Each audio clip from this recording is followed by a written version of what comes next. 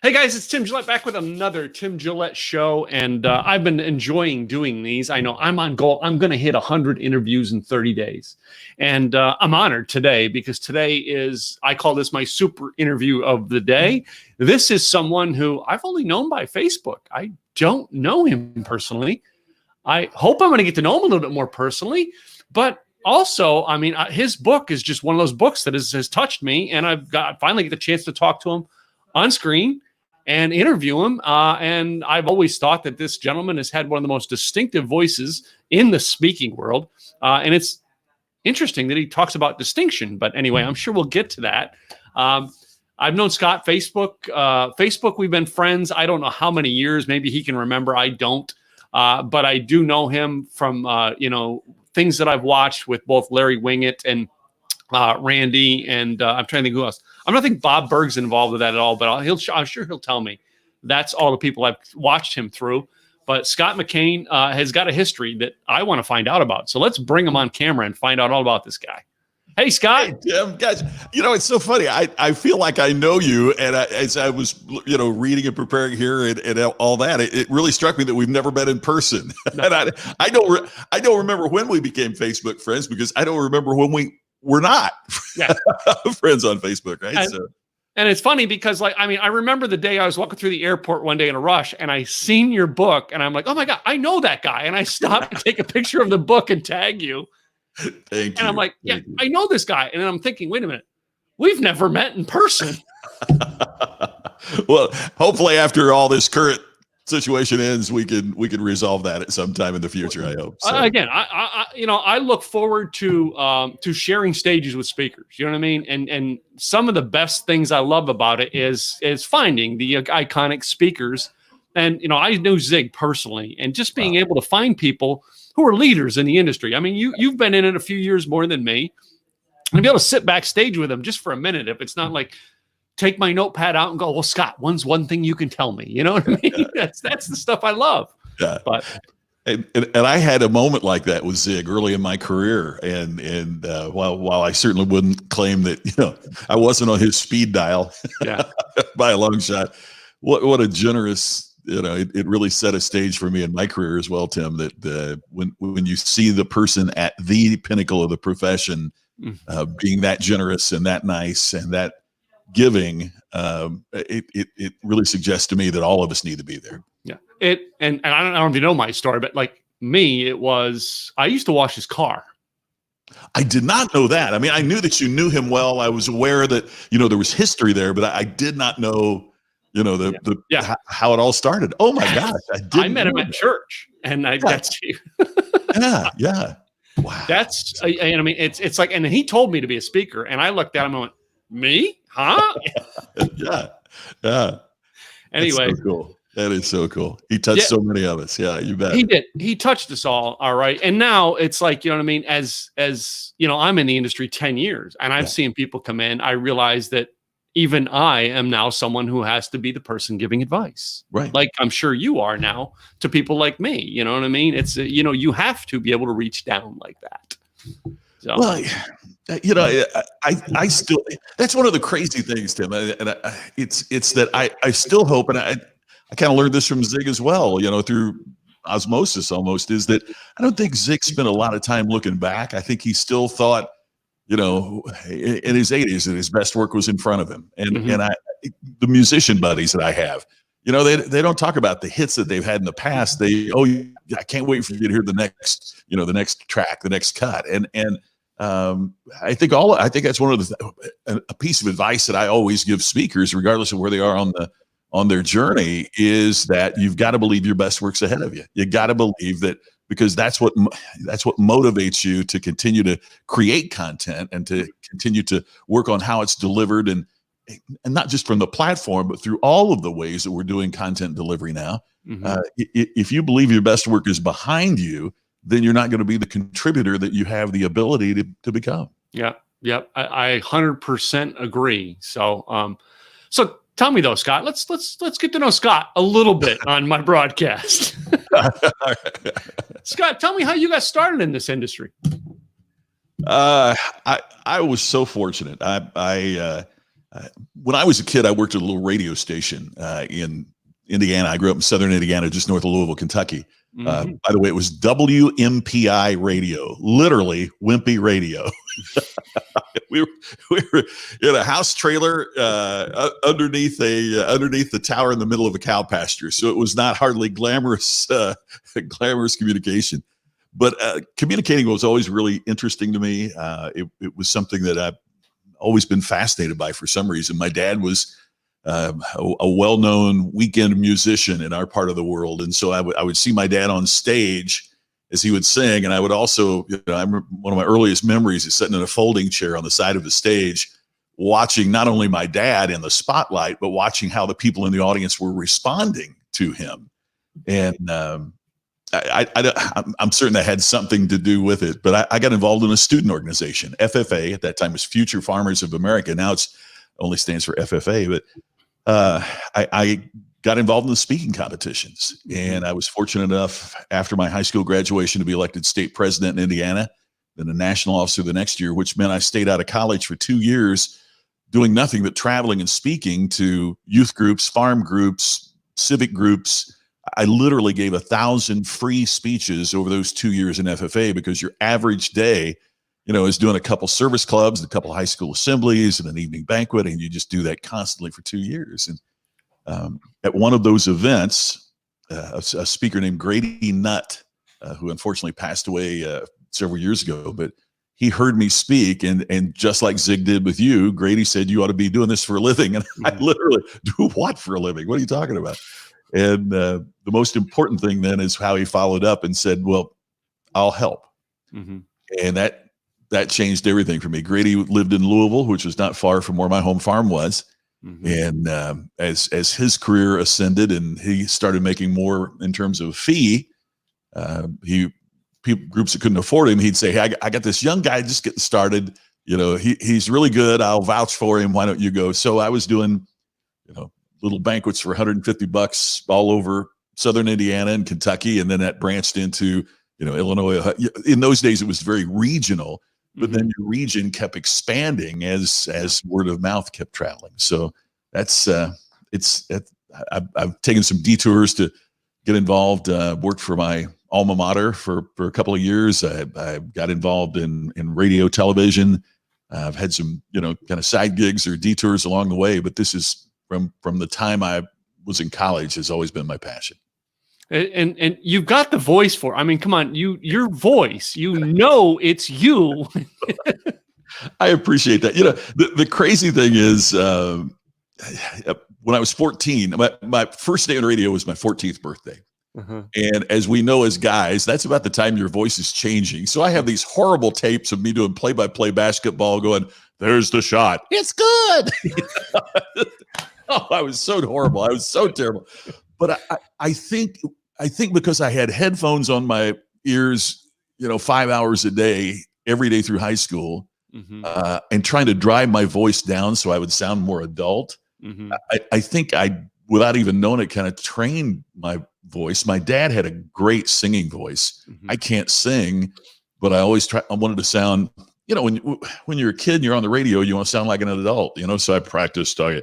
And I don't know. It's just it's a gift from God, and I'm grateful for it. But it can have a two-edged sword, Tim. Interestingly enough, my first time to get speech coaching, I went to the late great Ron Arden, who was a British Shakespearean actor and was just one of the leading speech coaches of the time. And one of the things that he picked up on right away that I did not catch was that every time I got to a point that was important in the speech, I would raise my voice, or I would talk up here, or because psychologically I wanted people to hear the content and not my voice. Because I would have people come up after a speech and shake my hand and go, "Man, I don't remember everything you said, but man, I love how you sound." And I almost became desperate in hoping that people would listen to what I was saying, not just how it sounded. And through Ron's coaching and help, it really taught me to use the instrument, not to try to push it aside. Yeah. And it's great when we have gifts and those people who actually get the coaching to develop that gift. So many people don't do that, and you did. I mean, and it's great, but you were like, okay, what can I do to make it greater? Oh, exactly. It's why I'm such a proponent of coaching today, is because I know what coaching brought to my career and to my life and how it helped it and improved it. And, you know, it's so amazing. We often use sports as an analogy in business situations. You know, we want to talk about going for the gold or, you know, pushing, scoring, you know, playing defense or, you know, good or whatever it might be. But yet we often don't remember that, you know, Michael Jordan still had a coach for every game he played, you know, and we don't apply that principle enough in business to get help in creating content or to get help in delivering that content or whatever it might be. So I'm such a huge proponent of that. And to this day, you know, subscribe to that and get coaching and try to improve. Cool. So let's switch a little bit. I mean, you said that you lived around the Louisville, Kentucky area. All right. So are you a Papa John's pizza fan? I'm just curious. Oh my gosh. I lost my first wife to cancer, but my late wife was John's babysitter. Yeah. And my brother-in-law was a school classmate of his. My father-in-law was best buddies with John's father, who owned the tavern. And he remembers John selling his Camaro to put a pizza oven in the closet. And we used to get pizza at the tavern before it was even Papa John's. Yeah. So, and by the way, that's kind of where the name came from, is John. Why was it Papa John when he started it so earlier? Because Dad owned the tavern where the place started. So it was kind of Papa and John. Yeah. You know, became that. I'm sure you know that story, but it's, although John has certainly had his share of challenges and troubles, he has recently, but it's still, it doesn't diminish the fact that it's an amazing business success story that has generated a lot of successful entrepreneurs. It's one of the highlights of my blog. Was I did a series on my blog when I was trying to figure out what I was doing of entrepreneurs I want to meet, and I wrote one about John Schneider and how he did the Camaro, right? Yeah. Someone in the office found the blog. Wow. And I'm like, I'm sitting at home talking to my web designer on a computer chat. And all of a sudden my phone rings and I look at it and I go to my web designer. I don't know anybody from Kentucky. Yeah. And it was him leaving a voicemail. Oh my gosh, you're kidding me. No. Holy cow. And I tell people, create content. You never know when you ask, you never know what you're going to get. You never know. You know, my wife always used to tell the story that when she was driving him to the pool one summer, and it's her brother and John and another friend in the back seat. So, you know, being the dutiful babysitter, she says, so guys, what do you want to be when you grow up? And, you know, my brother-in-law wanted to be a fireman or a policeman or somebody, and the other one wanted to be a baseball player. And John said, I want to be president. She said, of the United States. He said, of anything. so even then, you know, he had his goals on the top. I always thought that was kind of an interesting and somewhat illuminating story about his success. Yeah, it's just when you said that, you know, where you're from, I'm like, oh, I got to tap that in to see. Oh yeah, yeah. It's like we never know who we know until we start talking. Tim, I was so fortunate. Where I grew up, Crothersville, Indiana, is my hometown. I have a scrapbook, you know, when I went from my high school, and there's a ticket in the scrapbook, and it wouldn't mean anything to anybody because it says Crothersville versus Springs Valley was the basketball game, and Crepe Soul plays the dance after the game. But what makes it amazing is Springs Valley is the high school in French Lick, Indiana. Larry Bird played in the ball game. The lead singer of Crepe Soul was a guy named John Mellencamp. And so he played the dance. Wow. So here in this little school, Bird's in the game. Mellencamp plays it. What would that ticket been worth about 10 years later? You know, but where I grew up, you know, Mellencamp was the guy in the band that was playing everywhere. Bird was playing basketball in one place. Fuzzy Zeller was winning all the high school golf tournaments. David Letterman was doing the weekend weather on television. Jane Pauley, Diane Sawyer were all on local television at that time. It was just for that snapshot, that moment in time, you know, as a kid watching all these folks, they're older than I, but watching them all, you know, what they were doing, it was just amazing because it made me kind of think that no matter where you're from, you can make some great things happen in your life. Yes. Yes. And I tell stories. I'm from Pennsylvania. I tell stories about all the success that come out of Pennsylvania all the time. Oh yeah. You know, and for me, one of my greatest things that I wanted to do in life was a weird, what if speaking. I said I wanted to speak in the town I grew up in. Wow. And it was Scranton, Pennsylvania. And literally in 2016, I got invited to speak at a blog con up there. I drove all the way up, stayed at my cousin Cindy's house, and they're like, do you want us to pay for a hotel? I'm like, no, I'm staying with family while I'm here. Heck yeah. That's so great. And no, I wasn't paid. I didn't care. I achieved my goal. Absolutely. That's all I wanted. You know what I mean? We go, and I remember because my cousin sent me the picture of them advertising the conference and it being advertised on the TV station that I watched the weather on as a kid. Oh my God. Isn't that great? I mean, that is so great. And I think it's important that we tell those stories, don't you, Tim? Because, again, just like what you said about content, that got into John Schneider's hand, just like your story there. I mean, you never know what kid in Scranton is going to see this. You never know what kid in Southern Indiana is going to see it. So we need to be telling these stories because those stories generate. There's a speaker named Andy Andrews that does this incredible story about what happened when, and really it starts with this young person that inspires Norman Borlaug, who won the Nobel Prize, for creating. Who was inspired by, and he takes it back to this farmer in Kansas that finds a black baby who's been abandoned in the field and takes him in, and that was Booker T. Washington. Wow. And it is so compelling because then Booker T inspires, and it it's just amazing how it, the impact that we can have on each other. And one of the cool things is sometimes we don't even know it. Yeah. I mean, I don't think anybody, we've been talking about Zig. I don't think Zig in a moment of his life walked around and said, aren't I a great example? Follow my example. Nope.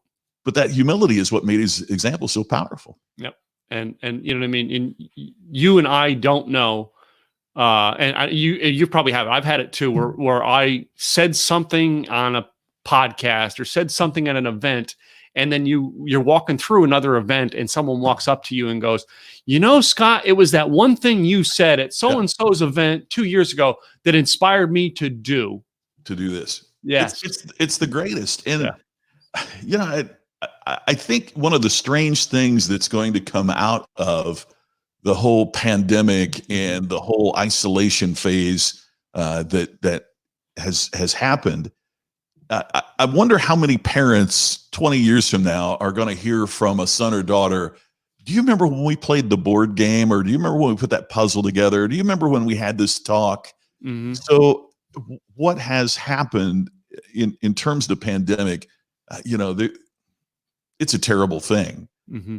But I think there are going to be some pretty amazing things in terms of family relationships and parental relationships and even business and customer relationships that are going to happen, because this is the point that we're going to see who's out there that really cares about us and who was out there talking the talk simply because times were good. Yeah. And truthfully, Scott, in that exact thing, all right, in my own house, my wife and we live in a small condo, right, that that's our life we chose. Sure. My wife's having to work from home, and we have a tall ceiling that comes up from the living room, and if she gets on a call downstairs, it echoes up. And I echo down. But this is one of the greatest things about it is we've never, in 10 years of being together, we've never worked this close to each other. Sure. And we're not pulling each other's throat out. Like some people are going, I can't stand being inside. We're not. We're loving it. We talk in between each one of our calls, and I've never had this. I love it. Yeah. Yeah, I totally get it. And I've been joking with Tammy, my wife, that, there have been times that, I've been so blessed and so fortunate to be busy. But there have been times we say, gosh, I just wish, would slow down. I'd have some time at home. Well, be careful what you want. You just might get it, So, but you are having who ask for a permanent weekend. Okay. How do you like it now?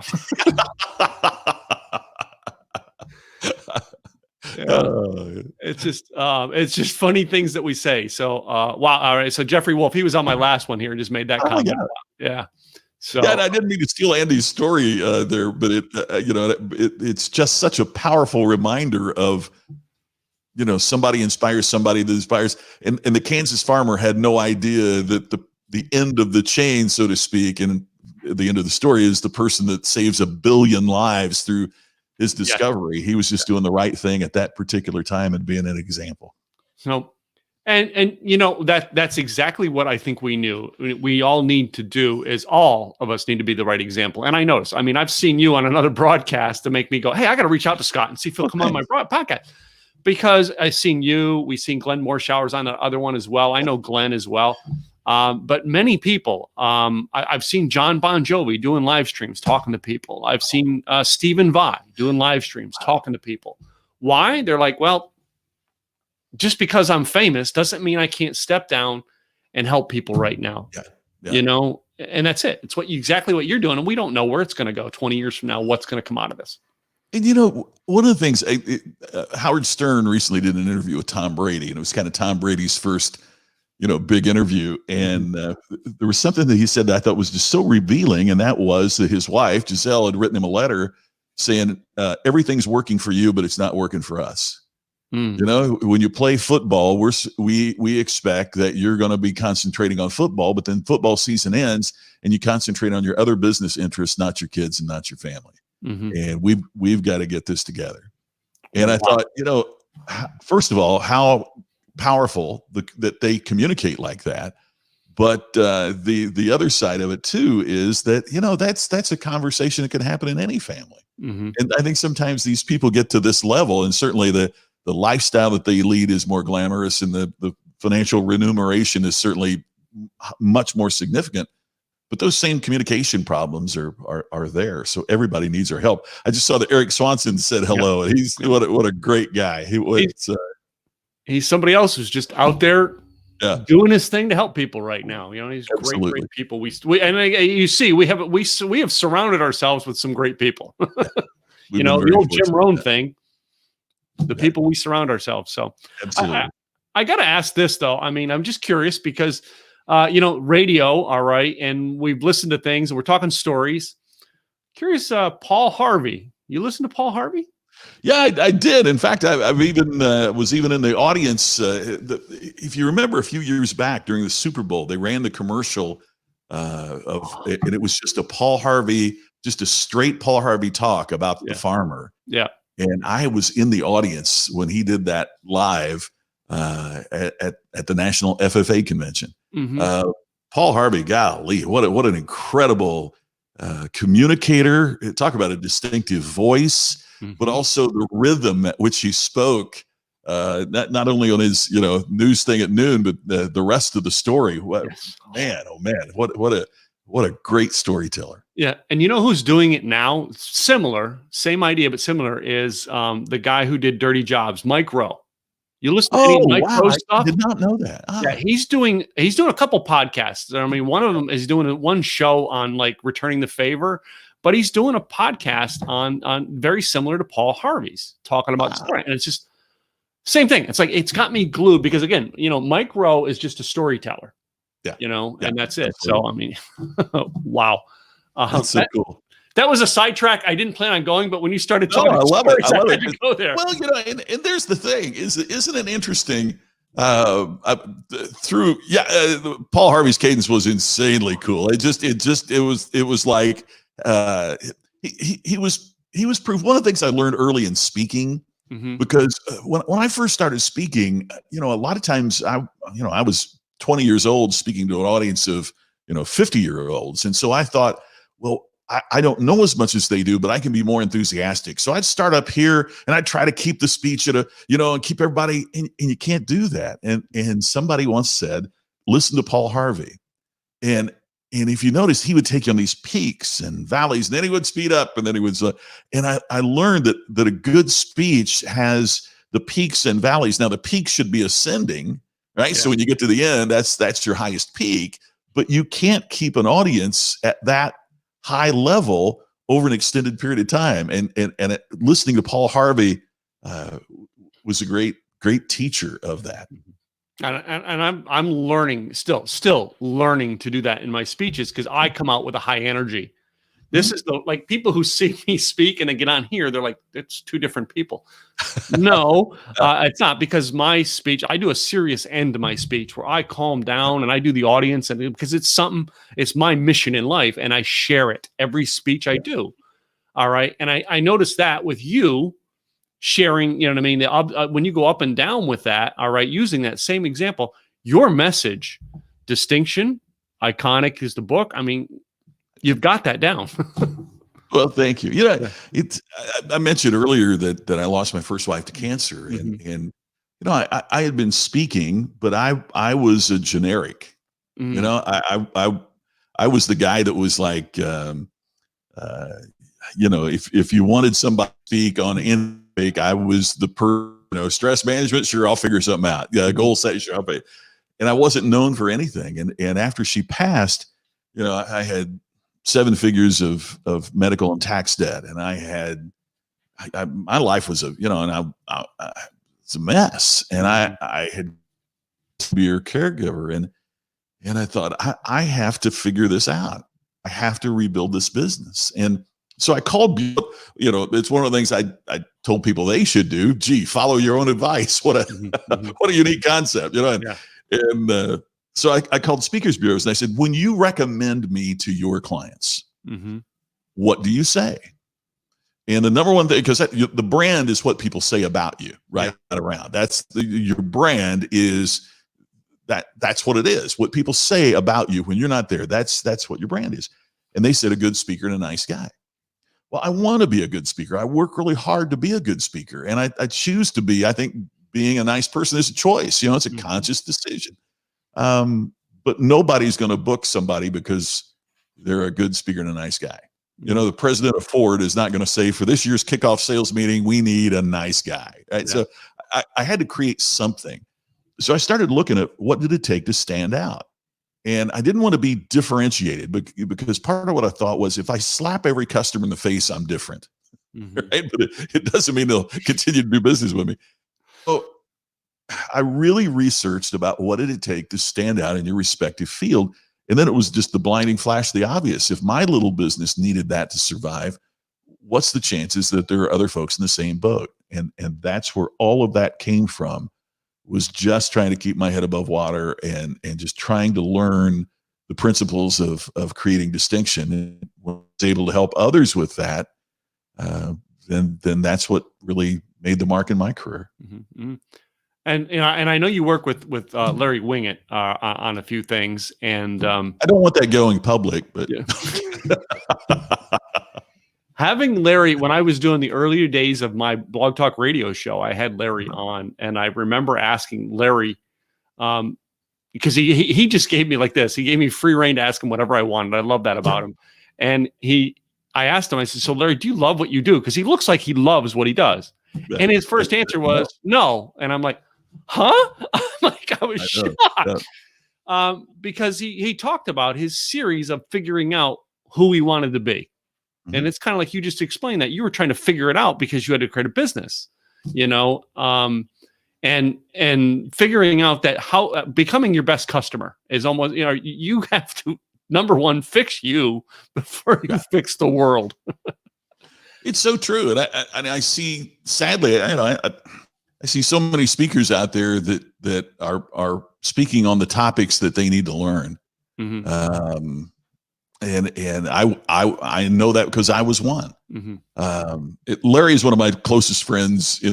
Larry has a funny way of saying it. He says that, Scott and I always arrive at the same point. It's just we take very different paths to get there.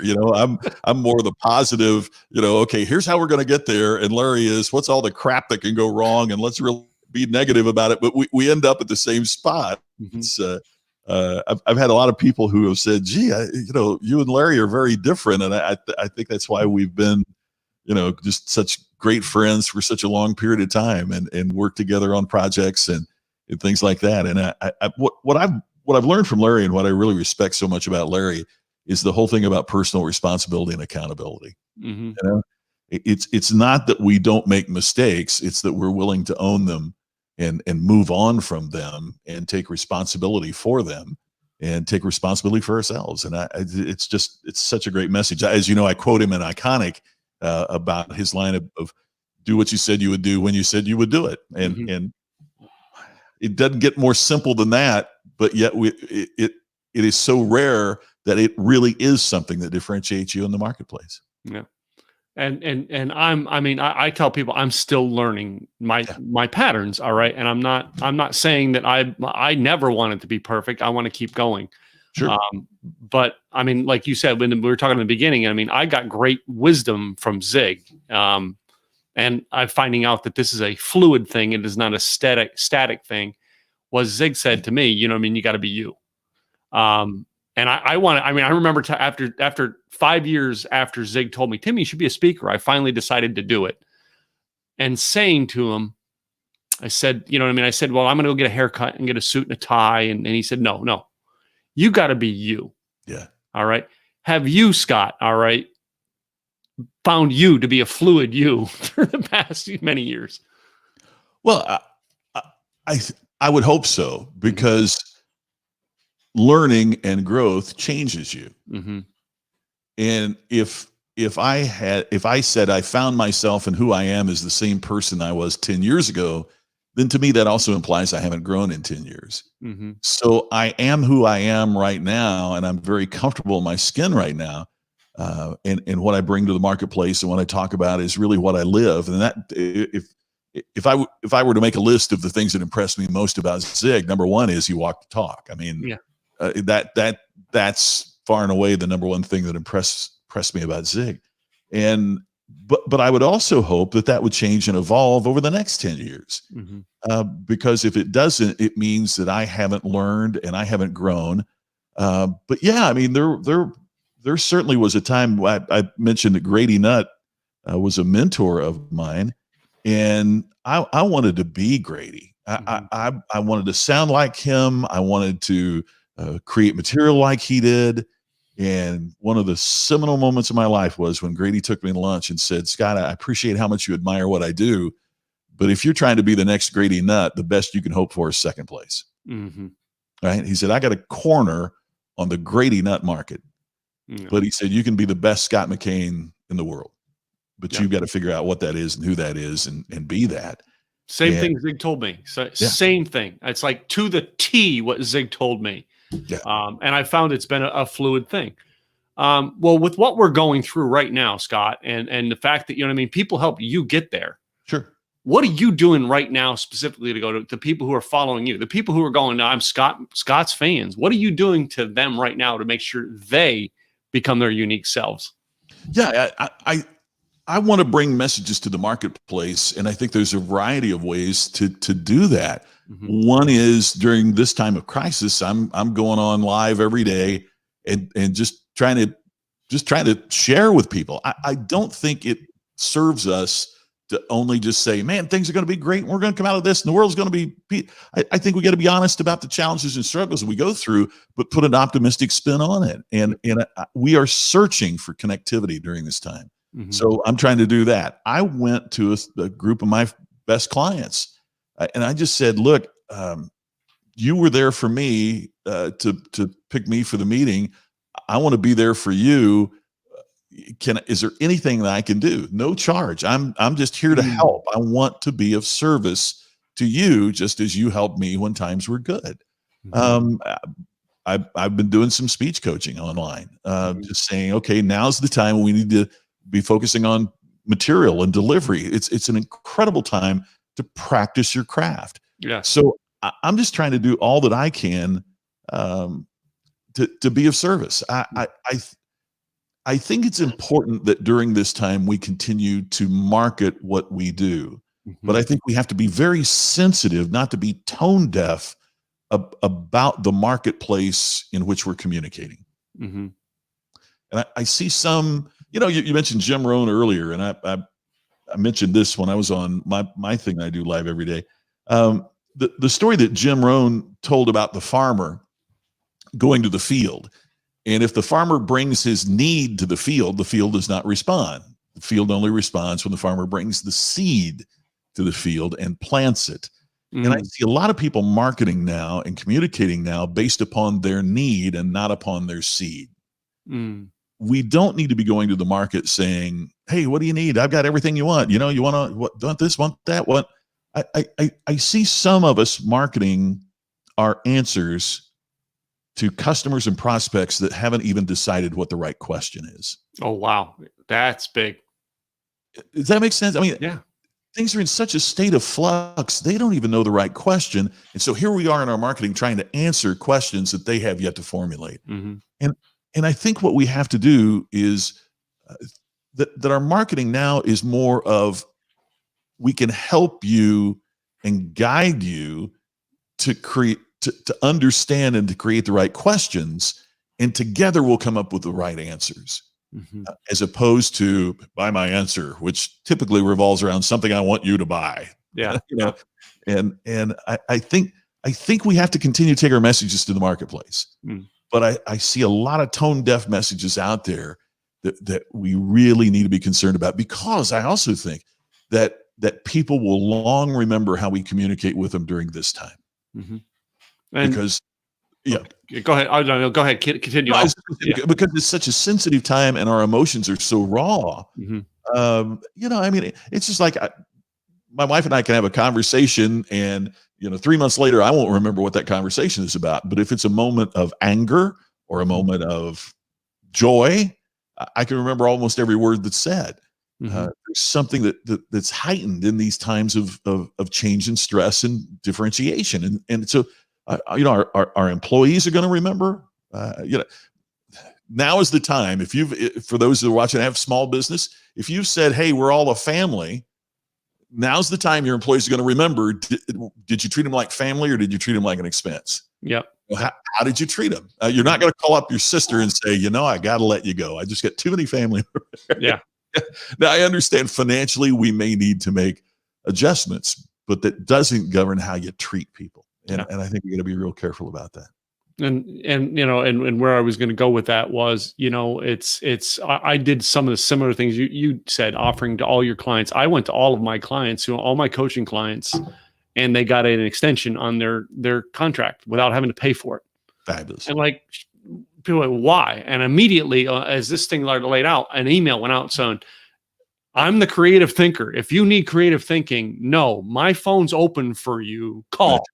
You know what I mean? And that's what we do in times like this. Yeah. All right. And exactly what you said, you do this in times like this, and you go out to doing the best to help them with the needs.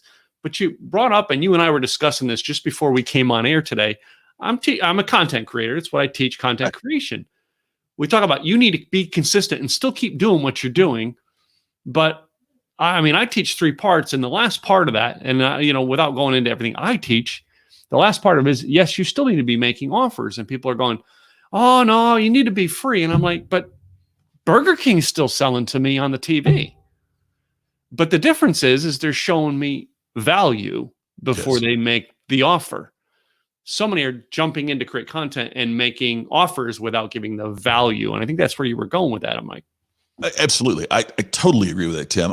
If I charge, pick the number. If I charge $25 to give a speech, and my clients have been paying that for years, and now all of a sudden times are tough, and I'm calling saying, hey, it's free now.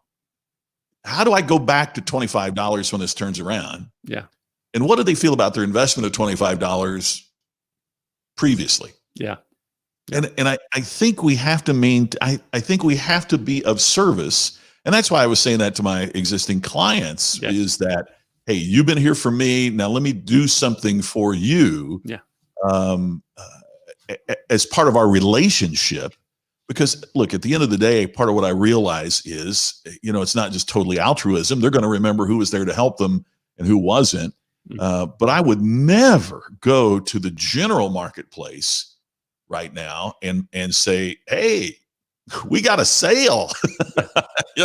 I just don't think that's a reasonable position right now. Yeah, I totally agree with you on that. It is not. You need to keep doing what you're doing.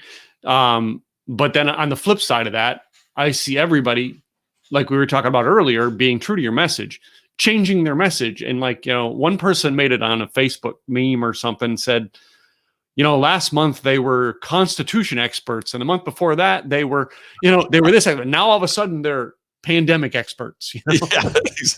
Have you seen the one? My favorite one is it's the BBC, right? There's this silver haired, the Central Casting's version of an anchor, and it's the BBC set of news. And he says, "We'll be right back after the break with pandemic expert Mary from Facebook." I love that because oh my. Yeah. It's just, and there also has to be the point, and I'm learning this from my pal Larry that we were talking about earlier. There's also got to be a point you don't feed the trolls. You've got to walk away from it. You cannot let it consume you, and it's so easy during this time to just see all this stuff that's on social media and all this stuff, and I just kind of just thought, if Dr. Fossey says it, I'm going to do it. And if he doesn't say it, then I'm not going to pay attention to anybody else. You just you got to limit your number of inputs. You do. And I did a whole broadcast at the beginning of this, I think I called it something like, my predictions or whatever.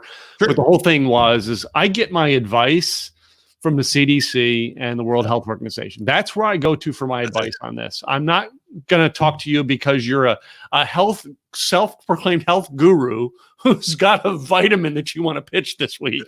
Yeah, there you go. Yeah. And see, that's the thing. I mean, I think we have, because there are so many messages thrown at us today, that we have lost a bit of our discretion about who and what we believe. And we also kind of have, some of us at any rate, have lost that feeling of, why are they doing this? And as you say, I mean, it's so fascinating to me that, a lot of times these, keep your immune system up, and that's one of the ways to fight it. And it probably is, right? But then the next thing is, and that's why you need this line of vitamins that I have, or these supplements, or what. And I'm not complaining about the supplement industry, but what I am saying is, we've got to have some discretion and look beyond the first message about this. Yeah, and I shared with my mastermind last night on our call. I had a gentleman reach out to me recently that I've known for years, and every time he makes a phone call to me, it's So how you doing? Yeah. And how's Gwen? And so the reason I'm calling is it's like 2 sentences to ask me how I'm doing, how my wife's doing, checklist. Okay, great. Let me make the sale now.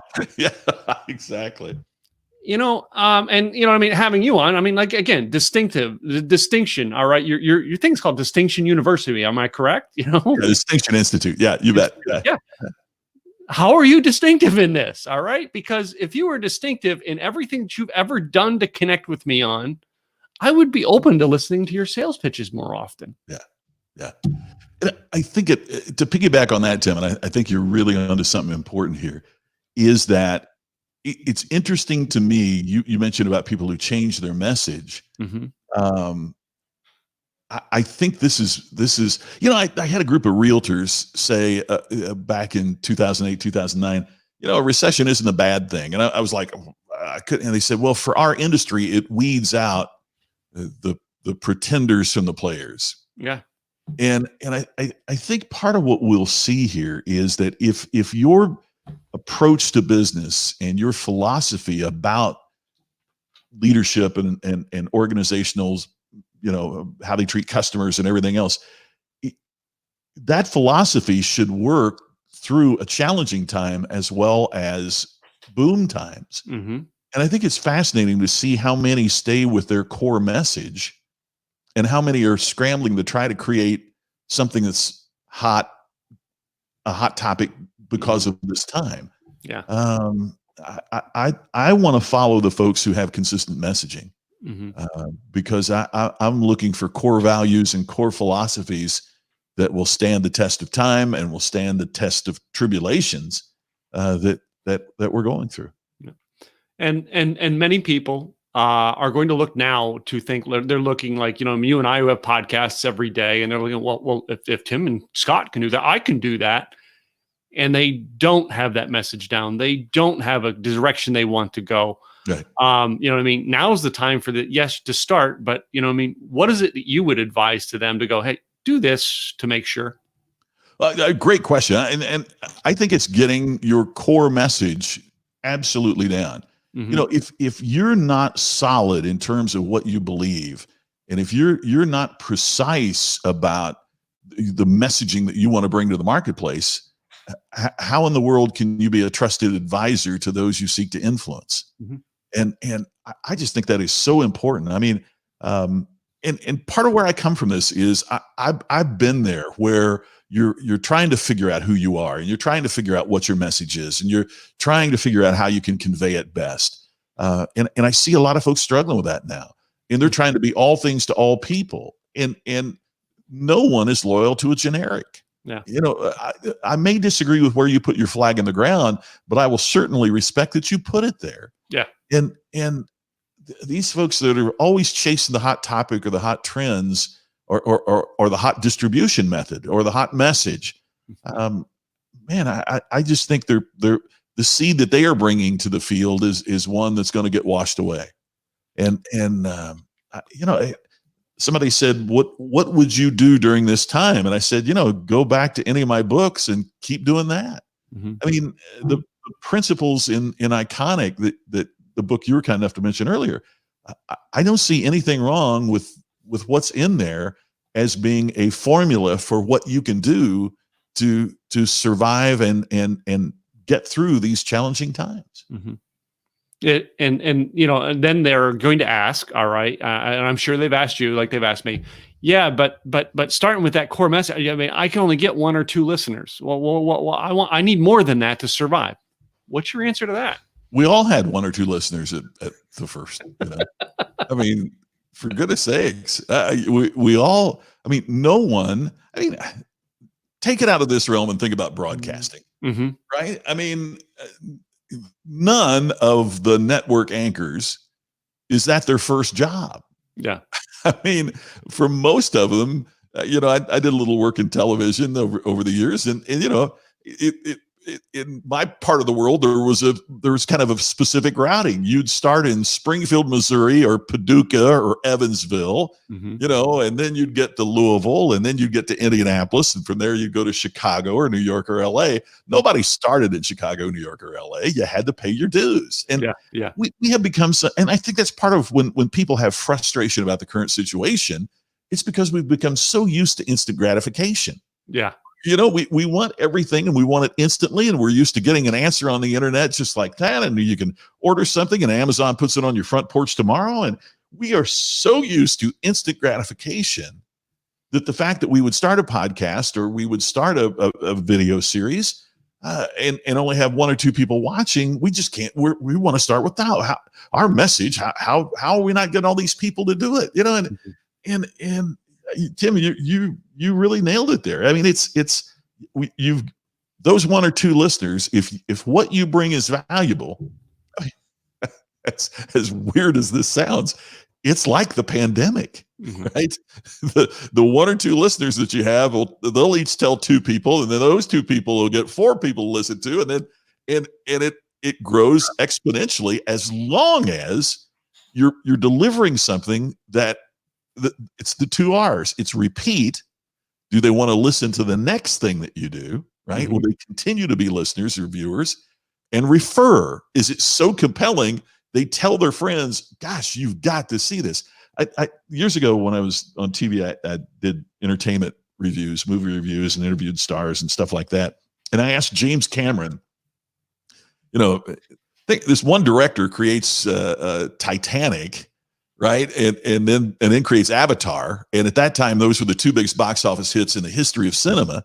And I said, how do you do this? How do you, what's the key? Because those are 2 very different movies. Mm-hmm. What's the key?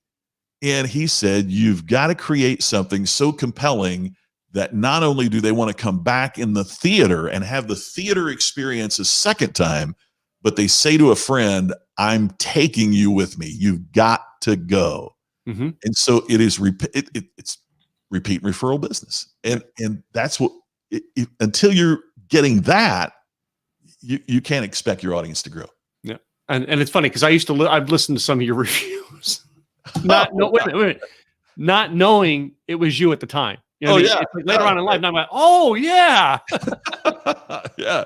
It was a fluke. I was given a speech, and there was a director doing a documentary about the group I was speaking to, and then he was making a movie, not a documentary, and he cast me in a role in that movie. So I acted in the movie, and it made news in the Louisville area.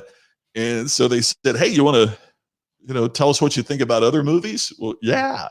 And I got really lucky and got syndicated. So I did it for a decade. It was the greatest side hustle in the world, to get to interview celebrities and see movies and all of that. But it taught me the value. If you think about it, that's why my first book was All Business is Show Business. Yeah. If you think about what Hollywood gets right is emotional connectivity. We care about the characters. Yes. We care about what happens to them. That's what great business communication does. It gets customers and prospects to care about us in an emotionally connected way, because nobody's going to refer something that they don't feel emotionally connected to. Yeah. And that's, you talked about how you end your speech with a powerful, close. I mean, that's essential, because it emotionally engages the audience. And when there's that emotional connectivity, they tell their friend, man, you got to hear this guy. You got to hear this guy. It's just, that's when we become successful at what we do. Yeah. And you remember, I mean, we think about the book that we probably all talk about most is, all right, oh my God. And it just went out of my mind. Glad it happens to somebody else, Tim. I have that happen all the time. Oh my gosh. From the 30s that we all quote for the mastermind. Oh gosh, what is his name? Napoleon Hill. Napoleon Hill. Yeah. We all quote Napoleon Hill's book. All right. Yeah. And how, but when Napoleon Hill wrote that, all right, he wrote it to a handful of people. Yeah.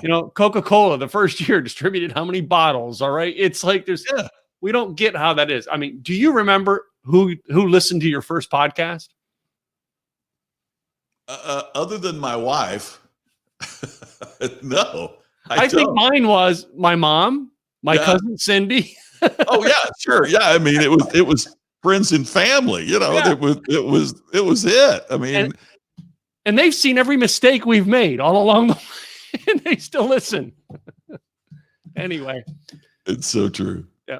Scott, this has been a load of fun today. I'm just going to say, man, I'm having a blast. Thank you for having me. I really appreciate it. It's really great talking. I want to make sure that at least my listeners can know how to connect with you. So why don't we mention your website real quick and bring it up there on screen so they can see it.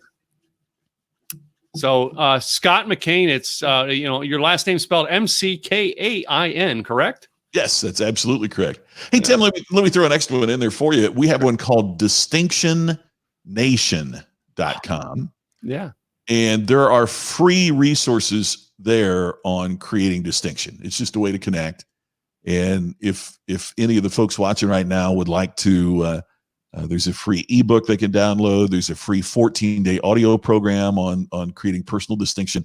It's all there for them for free. Nothing on there for you to buy. Yeah. And it's just a way to communicate and to establish and continue communication with folks like that. So ScottMcKain.com tells you all about me and the speaking and the podcast, links you to the podcast and blog and all that. And Distinction Nation has some free resources for you. Oh, well, Scott, as I said, this has been fun, but you know what I mean? Yeah, I've got to go eat lunch. I don't know about you.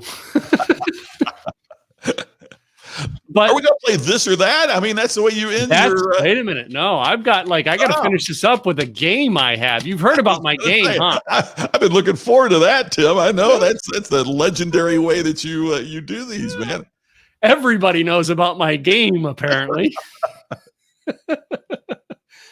So, Scott, I have this game. It's called This or That. I have maybe about 7 or 8 questions that I some of them I think I tweak towards you, and some of them may be like, Tim, why are you asking me that? But I have some wing dingers in there. So cool. Let me start out with this one here. It's a classic I like to ask: Star Wars or Star Trek? Star Wars for me. Star Wars, yeah. The original series or the second round of trilogy? Probably the original, simply because that set the table for everything that follows. Yeah, it was. To me, it is, and I always got to watch that before I go watch the second trilogy. Yeah, right, yeah. Exactly. So this next one here relates to another movie, which I'm sure I know the answer, but I'm going to ask anyway. Red pill or blue pill? Ooh. Do you remember the movie, first of all? What is that from? Now I'm like you with the book. Matrix. Red pill. Of course. The hard truth, and the blue pill is I want to, just let me mellow out and make me ignorant. No, the funny thing is, because you mentioned Star Wars, I was thinking back in the, the 70s, 80s genres, and that's oh gosh, it's been so long since I've seen The Matrix. Yeah. So the idea behind it was the red pill, you wake up with the harsh truth, and the blue pill was, hey, just dismiss me back into a blissful ignorance. So I would red pill. Yeah. Most of the people I'm interviewing are red pill people. They want I would truth, bet. Yeah, I would bet. This one here, I think, is kind of closely related to you, and maybe we'll go in depth on answering it. But Jim Beam or Jack Daniels? None of the above, probably. Jack Daniels, probably for me. But yeah, there you go. Gentleman Jack, baby. Absolutely, that's good stuff. But this is the other stuff I keep up here, Scott. If you know Tim Smith's Moonshine. I have not. I've seen that on the shelves. I have not had it. My buddy Jones, I don't know if you know Phil or not. He is a speaker that wrote Exactly What to Say. And Phil commissioned his own bourbon for his friends. Yeah. And I've got to tell you, Timmy, and I thought, gosh, I like Phil so much. I hope this isn't horrible, because I don't want to, and it's really good. So I'm so envious of somebody that has their own bourbon. Oh, wait a minute. No. The even better that I got was, it's a Canadian whiskey, but it's Wayne Gretzky's. I got it when I was at my buddy's house, Craig Duswalt in California. And Craig he's like, let me share something with you. And it's not available in Texas, of course. Oh my gosh. It is good. There's some great Texas bourbons though. So yeah. We're gonna we're starting now we're going out to do some tours of some of the places that we can drive to and go tour the distillery and stuff. So yeah. But when I was born, my dad was a truck driver hauling brick to build a distillery. Yeah. In Lawrenceburg, Indiana. So my wife, because I'm into watching the show Moonshiners, my wife was going to buy me a still for Christmas, and I said, we live in an 1,100 square foot condo. I don't think that's a wise idea. Anyway, so let's move on here. Spring or fall? Oh, spring. Fall in Indiana is gorgeous. It's beautiful where I'm from. I'm in the hills of southern Indiana, but spring to me is always the season of renewal and rebirth and regrowth, and I'm into that. I'm into reinvention and renewal. Do you feel we are involved in what we're in our crisis right now in the world? Do you feel we're in spring or fall right now? I think we're in winter right now. You think? Yeah, I really do. I think we are in a winter right now. And the thing that we have to remember during this time, as Jim Rohn, as we've talked about earlier, always said is, after every winter, there is a spring. Yes. Yep. And it happens without fail. And we cannot continue to be thinking winter when we know a spring is around the corner. And so I think right now that we are in a winter. But I think a spring awaits, and I think that's where we have to be focusing and thinking and preparing for. Cool. So my next one is a food choice: hamburger or taco. Hamburger. I will gladly pay you on Tuesday for I work at Wimpy Radio. See, this whole thing, it all comes back. Right? I got asked. I was on a podcast with actor Dean Cain, and he asked me a question: "What's your favorite food?" And I really meant to say hamburger, but for some reason or other, I went. I mean, I'm sitting at a desk with Dean Cain. All right, cool is that? Lose your thoughts, right? Yeah. And I went Italian food. I mean, I was like, no, wait, no hamburger. I'm a sucker for a great burger, man. Yeah. I'm telling you. Who's your favorite place to get a burger? What's your favorite burger restaurant? Oh gosh, my buddy Scott Stratton and I battle on this all the time between Shake Shack and In-N-Out. I love In-N-Out, but I love smash burgers. Got to be my favorite, right? I've only been there once, and I need to go back. I need to do some in-depth research, and going through the drive-through may be something I can still do during social distancing here. So, We had it delivered with DoorDash last week. Gosh, what a great idea. Yeah. So next one I've got here is, do you like to read a book, or would you rather listen to the audiobook? It's kind of a toss up, but I think I would rather read the book. Mm-hmm. Partly because I like getting lost in language. Oh, wow. Right. And for some reason, when the book is there, I can go back and I can look at the turn of a phrase and just the expression that the writer I know has labored over to get exactly right. And it lets me savor the content a little more deeply. I'm probably consuming more via audio than I do with reading, but when it comes to something really important, I really like seeing the language on the page. Yeah. See, I'll watch the movie, but my wife will tell me, "Well, I read the book," and she literally reads the book before she sees the book. I watch. Yeah, and isn't it interesting how they are different mediums? Yes. They are different, and how different a movie can be successful and stray from the book a little bit. Mm-hmm. Or it can execute the book perfectly, but it's different. I mean, it's the same thing as when you see a play that's turned into a movie. That some of them just aren't success. Cats, just not successful at all. Yeah. And others, A Few Good Men, make it even better. Yeah. I saw Glenn Ross. I was speaking in New York City, mm-hmm. and I had a Monday speech in New York City, and it's Sunday, so I'm just out taking a walk, and there's a sign on a theater like 3 blocks from my hotel, and it says Al Pacino, Glenn Ross. So I go up and I say, "Is there a Sunday matinee?" And there's this couple right in front of me, and they're, and they walk away.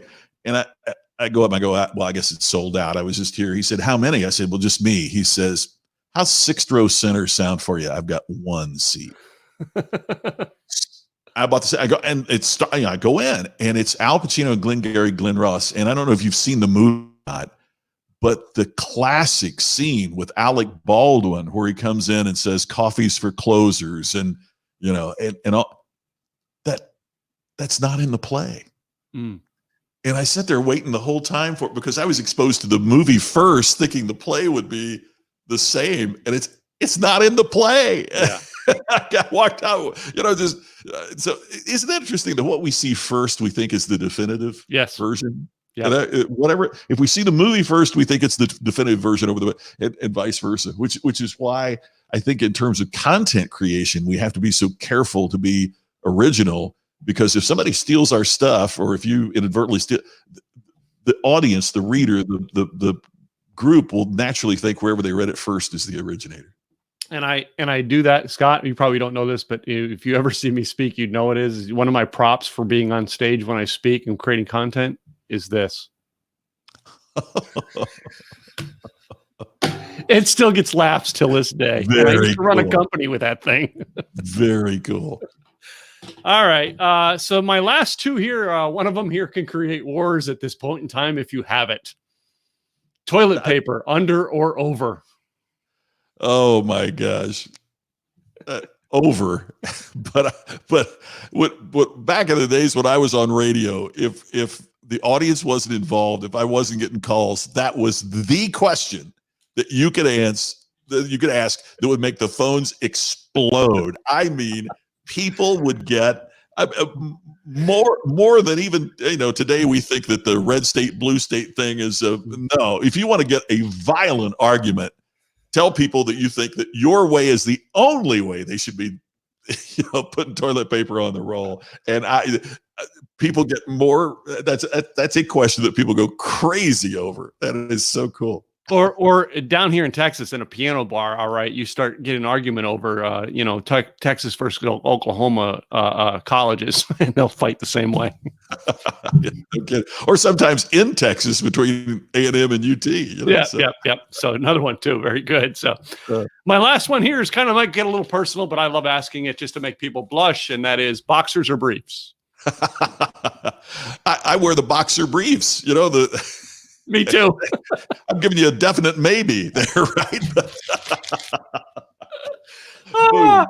Hey, This has been a load of fun, Scott. All right. Thanks. Tell them the other website. We've got your main website up there, but make I sure you appreciate mention that. that That is one. the main website. But the other one where you can free resources are available at distinctionnation.com.